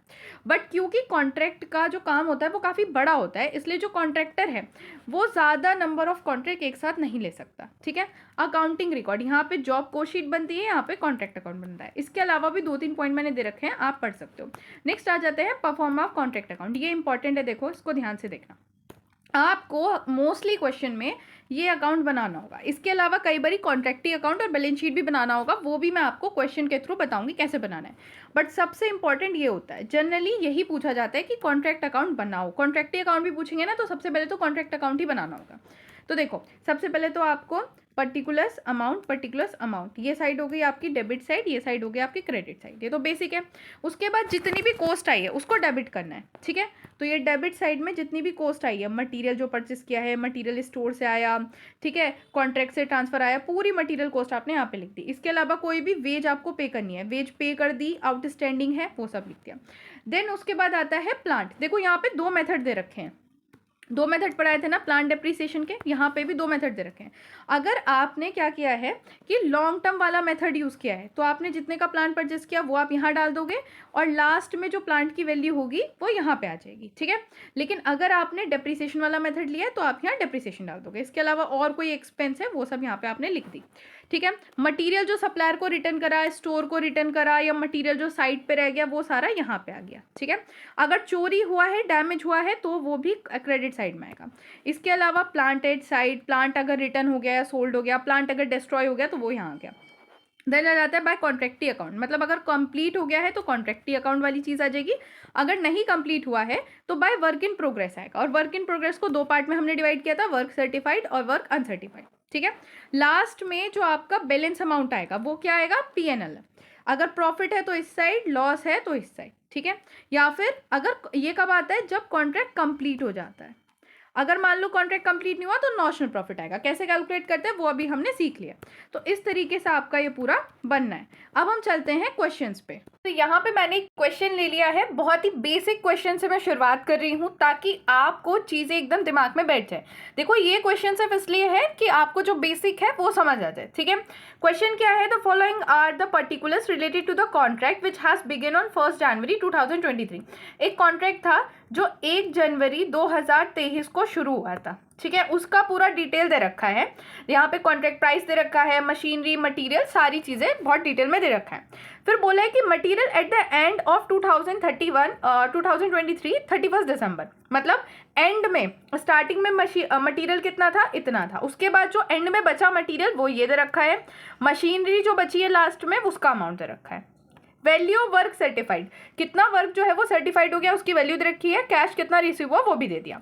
हमें कॉन्ट्रैक्ट अकाउंट बनाना है for the year 2023, showing the amount of profit that may be taken to the credit P&L account. कितना अमाउंट जो है, कितना amount as an profit credit हो जाएगा P&L अकाउंट में, वो हमें बताना है। इसके अलावा also show the amount of work in progress as it will be appear in a balance sheet of the year. और कितना अमाउंट जो है वो वर्क इन प्रोग्रेस का बैलेंस शीट में लिखना है, ठीक है। तो यहाँ पे हमें 2 चीज़ बनानी है, एक तो कॉन्ट्रैक्ट अकाउंट बनाना है और दूसरा बैलेंस शीट बनानी है। कई बार कॉन्ट्रैक्टी अकाउंट भी आता है बनाने को, वो मैं आगे क्वेश्चंस में कराऊंगी। तो देखो, इस तरीके से हमें पूरा कॉन्ट्रैक्ट अकाउंट का फॉर्मेट बना लेना है। आई होप आपको ये चीज़ तो बिल्कुल बेसिक समझ आ गई होगी कि अकाउंट बनाना है तो डेबिट साइड, क्रेडिट साइड जैसे बेसिक बनता है वही फॉर्मेट है। देखो, मैंने आपको क्या बताया था कि जो भी हमारी कॉस्ट है, जो भी एक्सपेंस है, उसको हम डेबिट साइड में डालेंगे। अब यहाँ पे देखो क्या क्या हमारी एक्सपेंस है। सबसे पहले तो मटेरियल हो गया, है ना। मटेरियल का जो अमाउंट है 1,70,600, उसको डाल देते हैं यहाँ पे। मटेरियल डाल देंगे 1,70,600। उसके बाद नेक्स्ट क्या आती है? हमारी वेजेस आती है ना। तो यहाँ पे देखते हैं वेजेस क्या है। तो यहाँ पे वेजेस दे रखी है हमारी 1,48,750। क्या वेजेस में कुछ और चीज़ भी दे रखी है? हाँ, आउटस्टैंडिंग वेजेस भी दे रखी है। जब आपको मैंने परफॉर्मा बताया था तो वहाँ पे मैं दिखाया था कि वेजेस के अंदर हम आउटस्टैंडिंग वेजेस भी ऐड करके लिखते हैं, ठीक है। तो यहाँ पे हम वेजेस लिखेंगे, वेजेस कितनी है हमारी, दैट इज 1,48,750 और इसी के अंदर आउटस्टैंडिंग वेजेस भी ऐड करके लिखेंगे, दैट इज 5,380। तो टोटल जब आप करोगे तो आपके पास आ जाएगा 1,54,130। आई होप इतना आपने कर लिया गाइस। अपना जो कॉपी है, पेन है और अपना कैलकुलेटर साथ रखो, साथ साथ कैलकुलेशन करो, वीडियो रोक के कैलकुलेशन करो। चीज़ें नहीं समझ आ रही फिर भी थोड़ा बहुत तो कैलकुलेट करो ताकि आपको इंगेजिंग फील हो और आपके दिमाग में चीज़ें बैठें। आगे क्या आता है, आगे देखते हैं। तो अब हमारा आ जाता है डायरेक्ट एक्सपेंस। यहाँ पे डायरेक्टली एक्सपेंस दे रखा है, डायरेक्ट एक्सपेंस से रिलेटेड और कुछ नहीं है, तो डायरेक्ट एक्सपेंस डाल देंगे यहाँ पे अकाउंट में। अब डालेंगे to direct expense, to direct expense. Direct expense कितना है हमारा, दैट इज 6,330। ठीक है, अब उसके बाद क्या आ जाता है, उसके बाद देखते हैं और कोई कॉस्ट बची है। तो उसके बाद और कोई कॉस्ट बची है, हाँ ओवरहेड बचा है, तो अब हम ओवरहेड ऐड कर देंगे। यहाँ पे मैंने ओवरहेड लिख दिया है। अब नेक्स्ट हमें ऐड करना है डेप्रिसिएशन। ठीक है, तो यहाँ पे डेप्रिसिएशन ही है। अब डेप्रिसिएशन कैसे कैलकुलेट करेंगे, देखो दो मेथड थे, तो मैं दूसरे वाले मेथड से जा रही हूँ कि मैं यहाँ पे डायरेक्टली डेप्रिसिएशन लिख रही हूँ। ठीक है, अब कैसे कैलकुलेट करेंगे, पहले हमारी जो मशीनरी थी वो 30,000 की थी, लास्ट में जो मशीनरी की वैल्यू हमने कैलकुलेट करी है वो 22,000 है। कितना हो गया डेप्रिसिएशन, 30 में से 22 माइनस करेंगे 8,000 आ जाएगा। तो 8,000 हमारा एज अ डेप्रिसिएशन हम यहाँ पे डाल देंगे, 8,000 हमारा डेप्रिसिएशन आ गया। इतना होने के बाद अब हम चलेंगे क्रेडिट साइड में। तो क्रेडिट साइड में हमें क्या क्या लिखना है, तो देखो क्रेडिट साइड में सबसे पहले तो जो मटेरियल रिटर्न हुआ है वो हमें लिखना है। यहाँ पे लिखा है ना मटेरियल रिटर्न, तो ये अमाउंट हम डाल देंगे। अब नेक्स्ट क्या आएगा वो देखते हैं बैलेंस शीट से। तो जो मटेरियल हमारा लास्ट में बचा है ना, जो मटेरियल लास्ट में बचा है उसे भी हम क्रेडिट साइड डालते थे, तो उसको भी क्रेडिट साइड डालेंगे। यहाँ पे हमने इसको भी लिख दिया है। अब हमारा क्या बचता है, अब हमारा बचता है वैल्यू ऑफ वर्क सर्टिफाइड और अनसर्टिफाइड। देखो यहाँ पे अनसर्टिफाइड वर्क की वैल्यू दे रखी है 9,000, ठीक है, और सर्टिफाइड वर्क की वैल्यू दे रखी है 3,90,000। तो यहाँ पे हम, क्योंकि कॉन्ट्रैक्ट हमारा कंप्लीट नहीं हुआ है, तो यहाँ पे हम लिख देंगे by work in progress. Work in progress के अंदर एक आता है हमारा वर्क सर्टिफाइड और दूसरा वर्क अनसर्टिफाइड। सर्टिफाइड कितना था, 3,90,000, ठीक है, यहाँ पे ये 3 लाख, ये है 3,90,000, ठीक है, और यहाँ पे लिख दिया हमने वैल्यू ऑफ अनसर्टिफाइड। इतना अमाउंट हो गया। अब हमें क्या कैलकुलेट करना है, अब हमें कैलकुलेट करना है बैलेंस। बैलेंस कैलकुलेट करने के लिए हम दोनों साइड का टोटल करेंगे। तो कैलकुलेटर उठाओ और फटाफट दोनों साइड का टोटल करो। देखो मेरा टोटल करके जो अमाउंट आ रहा है दैट इज 4,04,300, 4,04,300। अब हमारे पास क्या बचेगा, बैलेंस अमाउंट बचेगा। और बैलेंस अमाउंट किसका बचेगा, नॉशनल प्रॉफिट का। तो यहाँ लिख देंगे टू नॉशनल प्रॉफिट, क्योंकि ये साइड ज़्यादा आ रही है, ये साइड कम आ रही है, टू नॉशनल प्रॉफिट। कितना नॉशनल प्रॉफिट बच रहा है, तो नॉशनल प्रॉफिट हमारे पास है 57,000 का। अब पूरा 57,000 तो हम ट्रांसफर नहीं कर सकते पीएनएल अकाउंट में, है ना, कुछ अमाउंट ट्रांसफर करेंगे।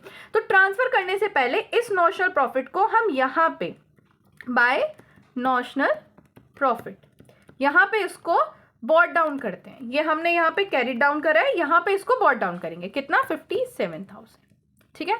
अब इसमें से कुछ अमाउंट तो हम डालेंगे टू पीएनएल अकाउंट में और कुछ अमाउंट हम डालेंगे टू बैलेंस क्रेडिट डाउन में, टू बैलेंस क्रेडिट डाउन।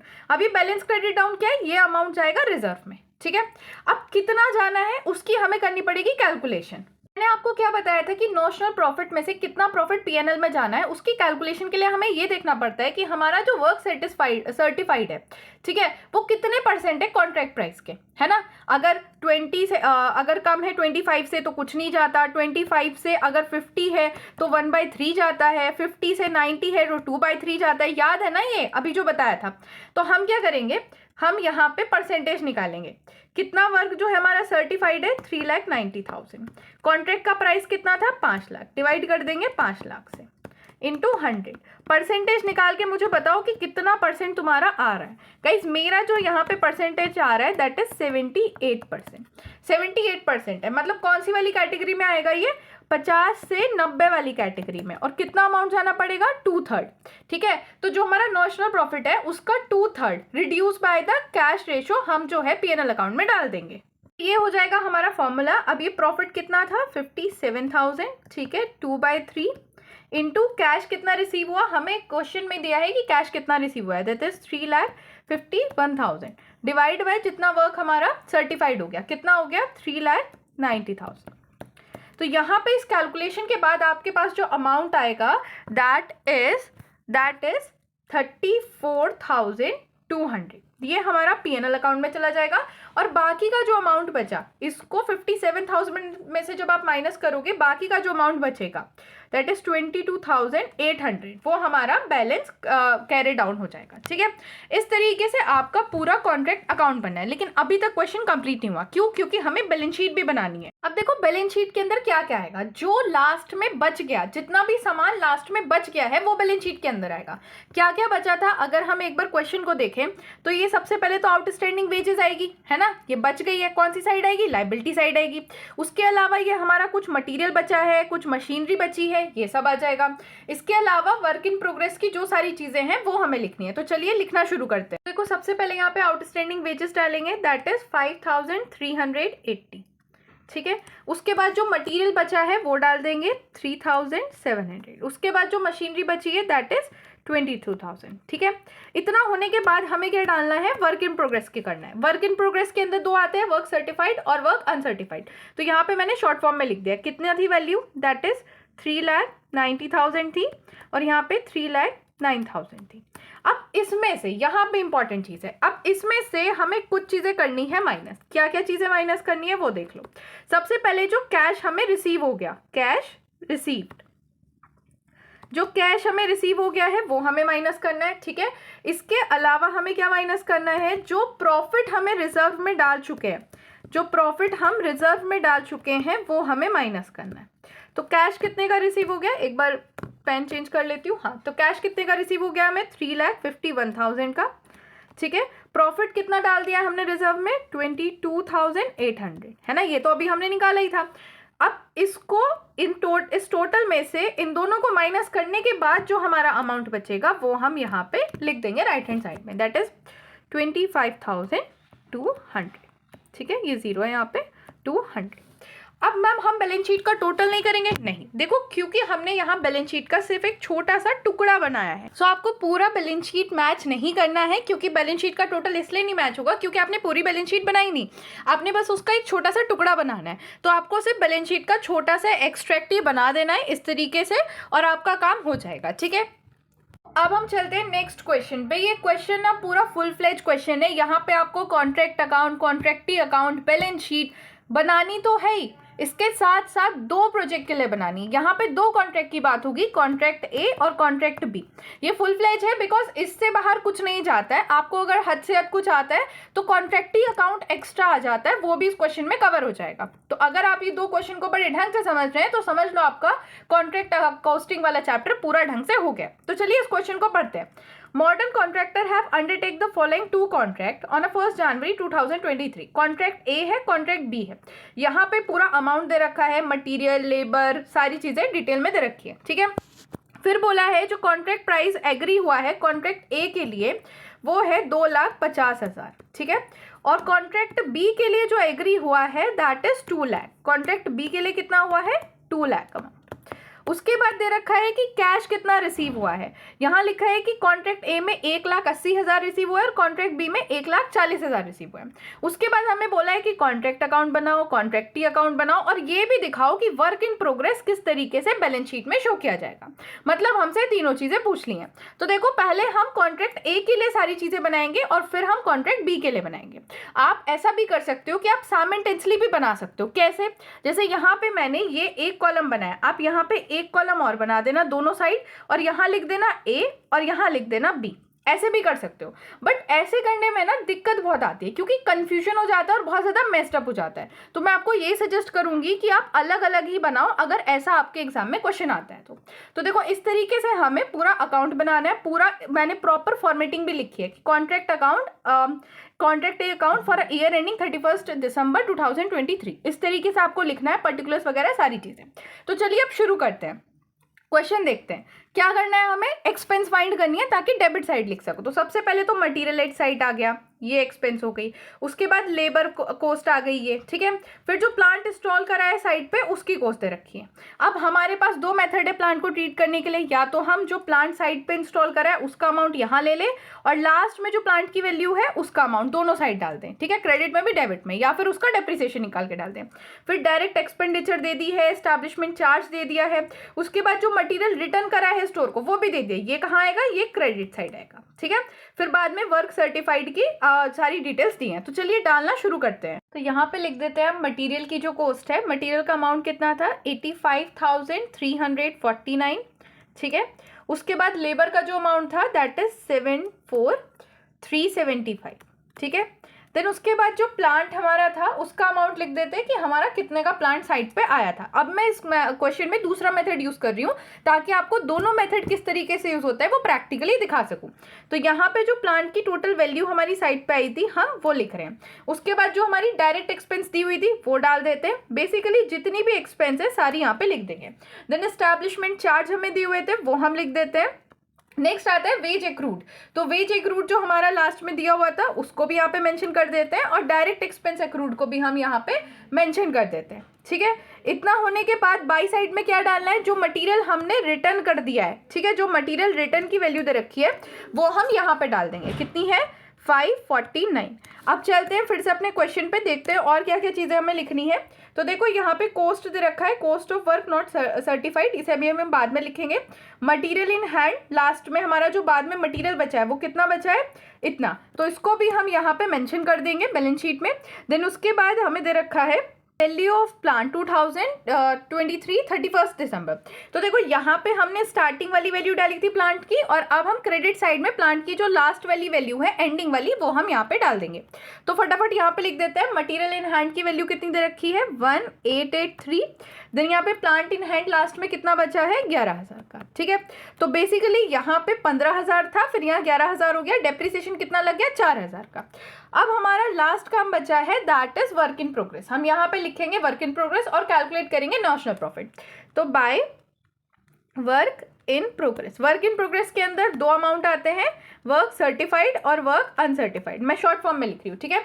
तो वर्क सर्टिफाइड की वैल्यू देखते हैं कितनी दे रखी है। तो हमारे पास यहाँ पे दे रखा है वर्क नॉट सर्टिफाइड की वैल्यू ये है और वर्क सर्टिफाइड की वैल्यू जो है वो हमें दे रखी है दैट इज 1,95,000, ठीक है। 1,95,000 हमें वैल्यू दे रखी है। यहाँ पे हमें वर्क नॉट सर्टिफाइड की वैल्यू ये दे रखी है और वर्क सर्टिफाइड की वैल्यू ये दे रखी है। फटाफट इसको डाल देते हैं अपने यहाँ क्वेश्चन में। तो यहाँ पे अकाउंट में हम लिख देंगे 1,95,000 और यहाँ पे कितना आ जाएगा, 4,500। टोटल हमारी जो वैल्यू हो जाएगी वो हो जाएगी 1,99,500। अब दोनों साइड का हम कर देंगे टोटल। दोनों साइड का जब आप टोटल करोगे तो इस साइड का टोटल आपको आ जाएगा 212,932, ठीक है। 93 यहाँ पे 2 है, यहाँ पे भी हम लिख देंगे 212,932। अब यहाँ पे क्या आ रहा है कि हमारा नॉशनल प्रॉफिट आ रहा है, कितने का आ रहा है, कैलकुलेट करो फटाफट। इसमें से जितनी भी एक्सपेंस थी हमारी ये सारी एक्सपेंस को माइनस करो, आपके पास नॉशनल प्रॉफिट आ जाएगा। तो मेरा नॉशनल प्रॉफिट कैलकुलेट करके आ रहा है 28,275, ठीक है। तो ये हमने कैरी डाउन में लिख दिया। अब हमें क्या करना है, अब हमें ये अमाउंट निकालना है कि कितना अमाउंट जाएगा हमारा पीएनएल अकाउंट में और कितना जाएगा हमारा रिजर्व अकाउंट में। के लिए पहले हमें ये देखना पड़ेगा कि कॉन्ट्रैक्ट प्राइस का कितना पोर्शन जो है वो वर्क सर्टिफाइड हो गया है। उसी के बेसिस पे तो हम देखेंगे ना कि 2/3 डालना है, 1/3 डालना है या बिल्कुल नहीं डालना। तो देखो हमारा वर्क सर्टिफाइड का अमाउंट क्या है, 1,95,000, ठीक है। कॉन्ट्रैक्ट प्राइस हमारा कितना दे रखा है, 2,50,000 इंटू 100 कर देंगे। जब आप इसकी कैलकुलेशन करोगे तो 78% आ जाएगा। तो अब ये कौन से क्राइटेरिया में आ रहा है, ये 50% से 90% वाले क्राइटेरिया में आ रहा है। तो इसका मतलब क्या है कि नॉशनल प्रॉफिट का 2/3 amount reduce by the cash ratio हमें डालना होगा। तो अब इसकी कैलकुलेशन करते हैं। तो नॉशनल प्रॉफिट हमारा कितना था, हमारा नॉशनल प्रॉफिट आया था 28,275, ठीक है। इसकी मल्टीप्लाई कर देंगे 2/3 से। कैश कितना हमें रिसीव हो गया है, तो देखो क्वेश्चन में ही हमें दे रखा है कि कैश कितना रिसीव हुआ है, 1,80,000। तो यहाँ पे इसको लिख देंगे 1,80,000, ठीक है। वर्क कितना सर्टिफाइड हो गया, 1,95,000, ठीक है। इससे कर देंगे डिवाइड और हमारे पास जो आंसर आएगा दैट इज 17,400। अभी जो 17,400 है ये हमारा चला जाएगा पीएनएल अकाउंट में, ठीक है। तो यहाँ पे इसको मेंशन कर देते हैं 17,400, ठीक है। अब यहाँ पे दोनों तरफ हमने टोटल कर लिया, नॉशनल प्रॉफिट को यहाँ पे बॉट डाउन कर लेंगे 28,275, ठीक है। दोनों तरफ टोटल कर लिया, पीएनएल अकाउंट में इतना चला गया, बाकी का जो बचा वो रिजर्व अकाउंट में चला जाएगा। कितना बचेगा? 10,875। तो ये हमारा बन गया है कॉन्ट्रैक्ट ए का कॉन्ट्रैक्ट अकाउंट, ठीक है। तो देखो आपको इस तरीके से फॉर्मेट बना लेना है कॉन्ट्रैक्टी अकाउंट का, और कॉन्ट्रैक्टी अकाउंट बड़ा ही सिंपल, आपको इसमें कुछ कैलकुलेशन नहीं करनी है। आपको क्या करना है, यहाँ पे लिखना है बाय कैश। क्यों? क्योंकि कॉन्ट्रैक्टी ने हमें जो अमाउंट दिया है वो कैश के थ्रू दिया है। कितना दिया है? किसके लिए? ए के लिए बना रहे हैं, है ना। कितना दिया है? 1,80,000। ये तो हमें क्वेश्चन में ही मेंशन है, ठीक है। उसके बाद क्या हमें करना है कि यहाँ पे इसको कैश को बॉट डाउन कर देना है टू बैलेंस कैरी डाउन। यहाँ पे इस बैलेंस को कैरी डाउन कर देना है। कितना करना है? यही सेम अमाउंट, कोई कैलकुलेशन है ही नहीं, ठीक है। यहाँ पे टोटल करके दिखा देना है दोनों तरफ, ठीक है। यहाँ पे दोनों तरफ टोटल हो गया। अब यहाँ पे ये अमाउंट कैरी डाउन किया था, यहाँ पे इसको बॉट डाउन कर दो बाय बैलेंस बॉट डाउन। कितना अमाउंट बॉट डाउन करना है? सेम, जितना अमाउंट था उतना ही बॉट डाउन करके दिखा दो, बस बन गया कॉन्ट्रैक्टी अकाउंट। बस इस तरीके से आपको कॉन्ट्रैक्टी अकाउंट बना के आना है। सिंपल तरीका ये है, देखो कि हार्ड नहीं है कुछ भी। बेसिकली क्या है कि आपको बस समझना है। अगर अभी मैं आपको बताती नहीं कि कॉन्ट्रैक्टी अकाउंट कैसे बनना है इसका, तो आप कंफ्यूज हो जाते हैं, आप बना के नहीं आते और एग्जामिनर को मौका मिल जाता है आपके नंबर काटने का, ठीक है। अब हमने कॉन्ट्रैक्ट ए का तो सारी चीज़ें पूरा कर लिया है। अब आप बोलोगे कि मैम बैलेंस शीट तो बनाई नहीं। देखो बैलेंस शीट में एंड में बनाऊंगी दोनों का अमाउंट ऐड करके, मतलब कॉन्ट्रैक्ट ए और कॉन्ट्रैक्ट बी की सेम ही बैलेंस शीट में बनाऊंगी। आप चाहो तो अलग अलग भी बना सकते हो, बट मैं सेम ही बनाऊंगी। तो अब हम कॉन्ट्रैक्ट बी पे चलते हैं और कॉन्ट्रैक्ट बी का कॉन्ट्रैक्ट अकाउंट बनाएंगे और कॉन्ट्रैक्टी अकाउंट भी बनाएंगे। देखो कॉन्ट्रैक्ट बी में भी ना हमें वही सारा काम करना है जो हमने कॉन्ट्रैक्ट ए के लिए किया था। क्यों? क्योंकि एक्सपेंसेस तो सेम ही है। देखो यहाँ पे मटेरियल का साइड पे कितना है, ये भी एक्सपेंस है, ये भी डेबिट साइड में जाएगा। मटेरियल कितना इंस्टॉल किया है, प्लांट कितना इंस्टॉल किया है, ये भी डेबिट साइड में लिख देंगे। डायरेक्ट एक्सपेंडिचर हमारा डेबिट साइड हो जाएगा। स्टैब्लिशमेंट चार्ज भी हमारा डेबिट साइड चला जाएगा। मटीरियल जो रिटर्न करा है वो क्रेडिट साइड आ जाएगा। वर्क सर्टिफाइड और अनसर्टिफाइड लास्ट में हम वर्क इन प्रोग्रेस के अंदर लिख देंगे, ठीक है। मटीरियल कितना बचा है ये हमारा क्रेडिट साइड पे आ जाएगा। वेज एक्रूड है, मतलब जो बच गई है, वेज एक्रूड है, हमने पे नहीं करी है, ठीक है, इसी साल की, तो ये हमारे डेबिट साइड पे आ जाएगा। Then cost of work not certified, ये सेम ही है, यहाँ का पोर्शन यहाँ पे रिफ्लेक्ट हो रहा है। देन उसके बाद डायरेक्ट एक्सपेंडिचर जो एक्रूड है वो भी हमारा डेबिट साइड पे आ जाएगा। और वैल्यू ऑफ प्लांट जो लास्ट में बची है ये हमारी क्रेडिट साइड पे आ जाएगी। आई होप आपको चीजें समझ आ गई है। देखो जैसा आपने कॉन्ट्रैक्ट ए का बनाया था ना, कॉन्ट्रैक्ट बी का भी बिल्कुल सेम ही बनना है, बस अमाउंट ही चेंज है। तो वीडियो को पॉज करो, कॉन्ट्रैक्ट बी का अकाउंट बनाओ और फिर उसके बाद वीडियो चालू करना और मैच करना कि सेम ही आया है क्या। आई होप आप सभी ने वीडियो पॉज करके अपना जो अकाउंट है वो बना लिया होगा, कॉन्ट्रैक्ट बी का अकाउंट बना लिया होगा। अब यहाँ पे मैच करो कि आपने सही जगह पे सही जो आइटम्स हैं वो डाले हैं या नहीं। देखो इस तरीके से डालने हैं। इतना करने के बाद यहाँ पे हम आ जाते हैं। बाय वर्क इन प्रोग्रेस मैंने लिख लिया, जितना वर्क सर्टिफाइड और अनसर्टिफाइड था वो भी लिख लिया।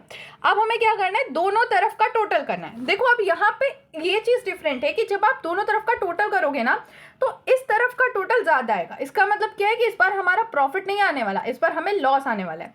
तो जब आप इसका टोटल करोगे यहाँ पे आएगा 1,63,281, ठीक है। यहाँ पे भी हम सेम ही चीज़ लिखेंगे और यहाँ पे इस साइड पे हम लिखेंगे बाय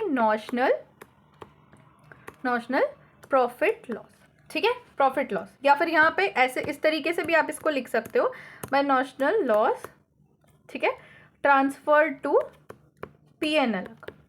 अब मैम हमने आगे जो हम करते थे बॉट डाउन करके और चीज़ें रिजर्व में डालते थे, पीएनएल में डालेंगे, वो नहीं करेंगे गाइस। क्यों नहीं करेंगे? क्योंकि अगर कभी भी लॉस आ जाता है तो हम पूरा का पूरा जो अमाउंट है वो लॉस अकाउंट में डाल देते हैं। हम उसमें से रिजर्व या कुछ और आगे की जो कैलकुलेशन है वो नहीं करेंगे। तो यहाँ पे हमें कोई और कैलकुलेशन करनी ही नहीं, बस अमाउंट डाल के हमने देख लिया लॉस आ गया, लॉस का अमाउंट कैलकुलेट कर लेंगे, वो आ जाएगा 3,430।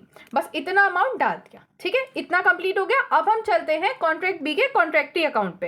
तो जैसे ए का बनाया था ना, सेम वैसा बी का बनेगा। क्या होगा, जितना अमाउंट दिया है वो बाय कैश में आ जाएगा। कितना अमाउंट दिया है, एक बार क्वेश्चन खोल लेते हैं, देख लेते हैं। 1,40,000 रुपये दिए हैं, ठीक है। तो यहाँ पे लिख लेते हैं 1,40,000। देन उसके बाद यहाँ पे यही वाला जो अमाउंट है हमारा, यही वाला अमाउंट हम यहाँ पे कैरी डाउन कर देंगे टू बैलेंस कैरी डाउन, ठीक है। ये यहाँ पे 1,40,000 40,000 यहाँ लिख देंगे और दोनों तरफ टोटल करके नीचे अमाउंट लिख देंगे 1,40,000, 1,40,000। अब नेक्स्ट क्या करना है, हमें यही वाला अमाउंट यहाँ पे बॉट डाउन कर देना है बाय बैलेंस बॉट डाउन। कितना करेंगे, यही सेम अमाउंट जो दे रखा है बस यही तो करेंगे, यहाँ पे बॉट डाउन कर देंगे। ठीक है, बस कंप्लीट हो गया। पता है आसान है चीज़ें, बहुत आसान है, बस छोड़ के मत जाओ।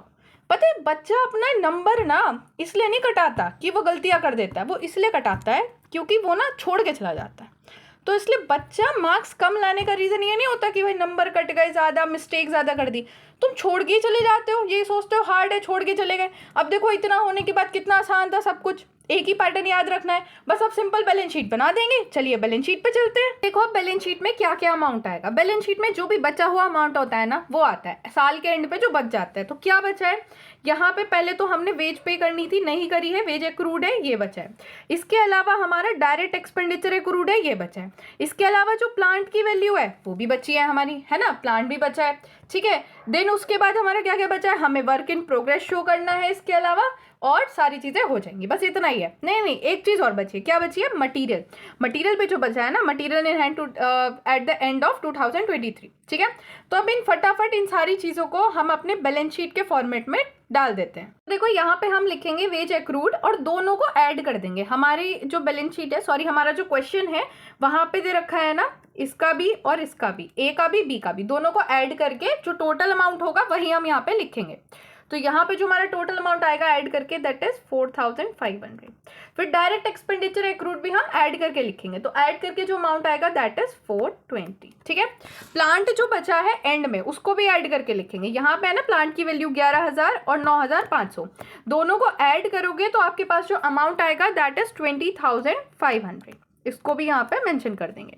देन मटेरियल इन हैंड जो हमारा टोटल बचा है उसको लिख देंगे 3,690। ठीक है, देन आता है हमारा most important thing work in progress. Work in progress हम दोनों का दिखाएंगे, कॉन्ट्रैक्ट ए का भी, कॉन्ट्रैक्ट बी का भी। तो देखो कॉन्ट्रैक्ट ए का जो वर्क सर्टिफाइड था दैट इज 1,95,000, कॉन्ट्रैक्ट और अनसर्टिफाइड वर्क कितना था दैट इज 4,500। टोटल अमाउंट हमारा कितना हो जाएगा 199,500। लेकिन अभी इसमें से कुछ चीजें हमें माइनस भी करनी है जो हमने पिछले क्वेश्चन में भी की थी। कौन सा, profit in reserve and cash receive. So जो प्रॉफिट इन रिजर्व था वो कितना आया हमारा दैट इज 10,875। ठीक है, और कैश कितना रिसीव हो गया हमें 1,80,000 का हमें कैश रिसीव हो गया। इन दोनों को माइनस करने के बाद जो अमाउंट बचेगा दैट इज 8,625। ठीक है, कॉन्ट्रैक्ट बी का भी सेम करेंगे। हमारा वर्क सर्टिफाइड कितना था कॉन्ट्रैक्ट बी का 1,45,000, अनसर्टिफाइड कितना था 3,000। ठीक है, अब इसमें से हम कैश रिसीव्ड को माइनस कर देंगे। अब हम इसमें से क्या माइनस नहीं कर रहे, हम इसमें प्रॉफिट इन रिजर्व माइनस नहीं कर रहे। क्यों, क्योंकि हमारा कॉन्ट्रैक्ट बी का जो था वो लॉस आया था। तो जब हम कैश रिसीव्ड हमारा कितना हुआ इस केस में 1,40,000, वो हम माइनस कर देंगे तो हमारे पास अमाउंट बचेगा 8,000। ठीक है, इतना होने के बाद अभी एक लास्ट चीज बच गई है। मैम लास्ट चीज क्या बची है, सब कुछ तो हो गया? नहीं, अभी हम क्या करेंगे, यहाँ पे लिखेंगे profit of contract A. Contract A का जो प्रॉफिट आया है वो हम यहाँ पे मेंशन करेंगे। कितना आया है कॉन्ट्रैक्ट ए का प्रॉफिट हमारे पास दैट इज 17,400। ठीक है, अब इसमें से हम एक चीज माइनस करेंगे, क्या, जो हमारा कॉन्ट्रैक्ट बी का लॉस था ना, कॉन्ट्रैक्ट बी का हमें लॉस हुआ था, उसको हम इसमें से माइनस करके दिखाएंगे। Less contract B loss. कितना लॉस हुआ था हमारा कॉन्ट्रैक्ट बी का, याद है किसी को, कितना हुआ था 3,430। सो जब आप इस अमाउंट को माइनस करके यहाँ दिखाओगे तो यहाँ आ जाएगा 13,987। ठीक है, अब हुई है हमारी जाके बैलेंस शीट कंप्लीट। तो कुछ इस तरीके से आपको पूरा क्वेश्चन कंप्लीट करके आना है। तो इसी के साथ आपका कॉन्ट्रैक्ट कोस्टिंग होता है complete. Thanks for watching. Video को लाइक करो, चैनल को सब्सक्राइब भी करो, वीडियो को हाइप भी करो। एंड गाइस, आप हमारा टेलीग्राम चैनल ज्वाइन कर सकते हैं। टेलीग्राम चैनल का लिंक आपको डिस्क्रिप्शन बॉक्स में मिल जाएगा। कोई भी डाउट है, क्वेरी है, आप वहां पे हमें बता सकते हो। इसके अलावा कमेंट सेक्शन में भी आप कमेंट कर सकते हो। और अगर आपको नोट्स परचेस करने हैं कॉन्ट्रैक्ट कोस्टिंग के, तो आप उन्हें बाय कर सकते हो with the help of Google form. और गूगल फॉर्म का लिंक भी आपको डिस्क्रिप्शन बॉक्स में मिल जाएगा। ये जितने भी क्वेश्चन मैंने अभी आपको कराए हैं, इनके सारे सॉल्यूशन मैंने नोट्स में डाल दिए हैं। इसके अलावा भी मैंने बहुत सारे क्वेश्चन नोट्स में अटैच करे हैं, so that you can practice and make yourself perfect. So thank you.